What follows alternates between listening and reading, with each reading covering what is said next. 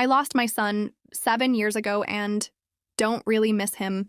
Around 13 years ago, I got my then girlfriend pregnant. I silently wanted her to get an abortion. She was super excited to have a kid, and I didn't want to bring it up, so I just accepted that I was starting life a little early. I originally had no plans to even think about parenthood until my mid-30s. Anyway, we have the baby, move in together, get married, all the things you do in life. I got a job at a car dealership for the big money, and it went very well. I made a lot. I did my absolute best to support everyone, and tried to be the best dad ever, really just faking it, honestly. I still wasn't there at all mentally, but I wanted him to have a great childhood, and despite feeling super awkward and feeling like I was in prison, did everything I could.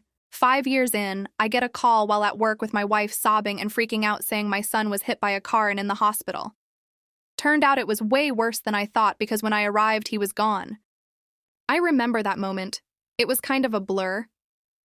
But buried under all of that was some absolutely sickening feeling of relief that I did my absolute best to push away. Like this giant weight was lifted off my shoulders. At this point, I've just accepted it. The wife and I broke it off a little less than a year later.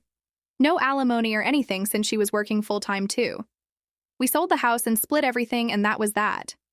I suddenly had way more money than I knew what to do with working the sales job and had never felt so free.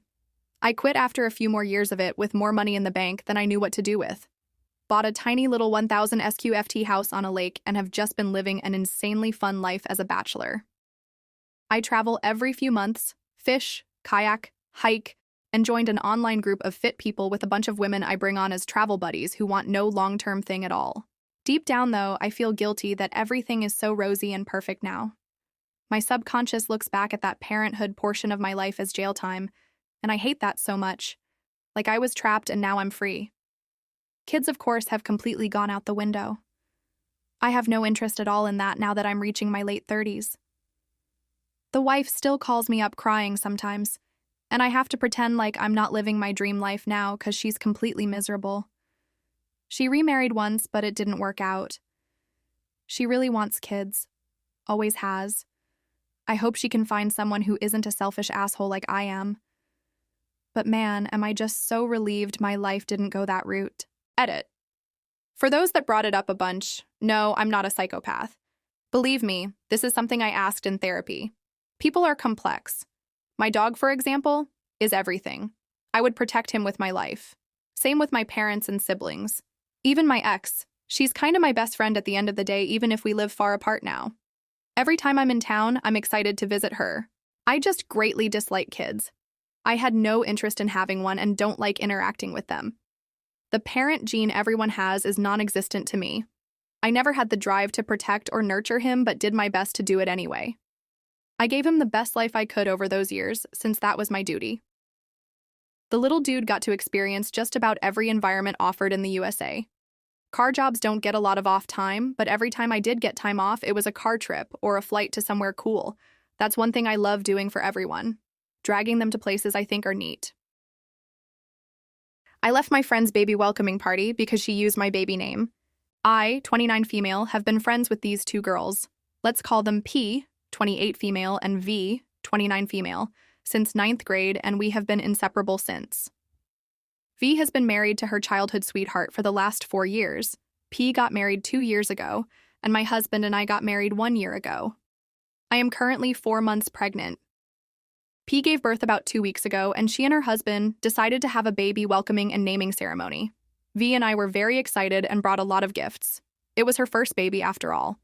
Her son was a cutie, and I was glad to see P was doing well since the birth was a little hard on her. Then the naming ceremony started, and the name reveal did not go as I expected. The name of her son was Yuan, and as soon as I heard it, my heart stopped. Even V was shocked. For context, I have always loved Chinese culture.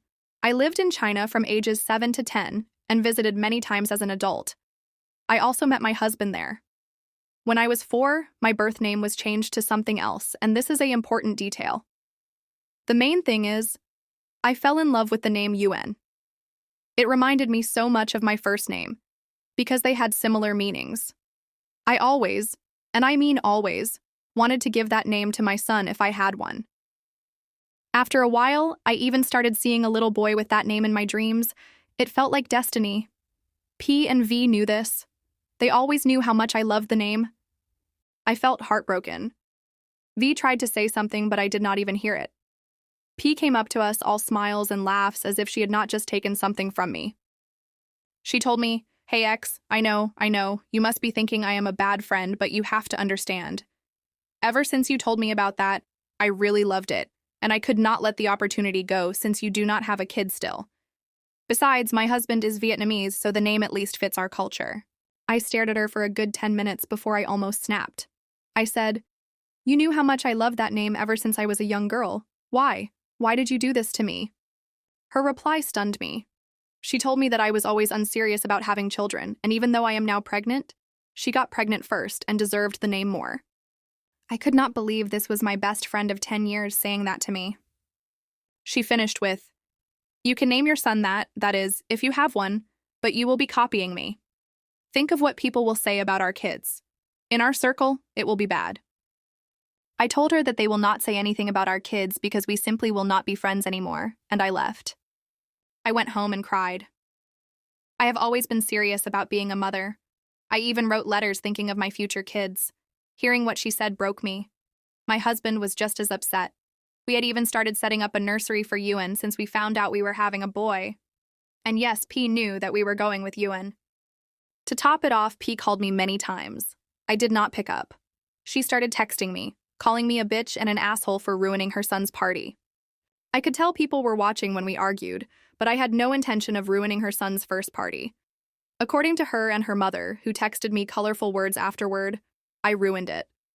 I feel hurt. She's one of my oldest friends and she does this to me. Whatever happens, I will not change my son's name, that's for sure. I sit in my car for an hour after work and tell everyone it's traffic. It's the happiest part of my day. I park a couple blocks from home, kill the engine, and just exist. No radio, sometimes a podcast, sometimes I stare at a leaf on the windshield.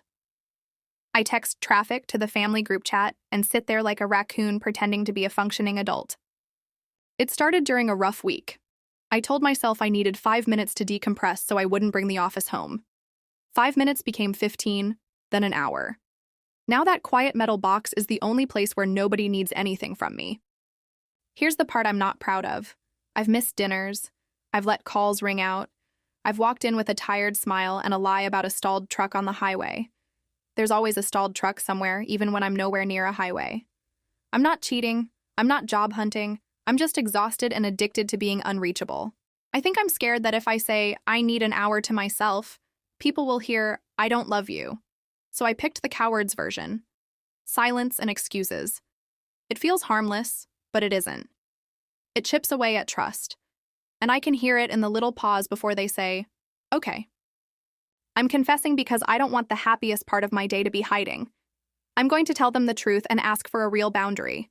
1 hour after work, phone on Do Not Disturb, then I show up fully. If they say no, at least I finally said something real. If anyone else does the car park thing, you're not a monster. But the quiet hits different when it isn't stolen. Like and subscribe for daily Reddit stories.